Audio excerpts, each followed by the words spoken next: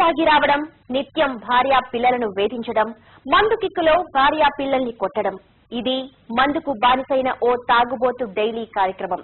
గత కొద్ది సంవత్సరాల నుంచి కాశీరాం ఇదే కార్యక్రమంగా పెట్టుకున్నాడు. సహనం నశించిన భార్యా పిల్లలు ఒక డెసిషన్ తీసుకున్నారు. అంతే, కాశీరాం చెంపలు విమాన మోత మోగాయి. రెచ్చిపోయి కాశీరాం తాట తీశారు.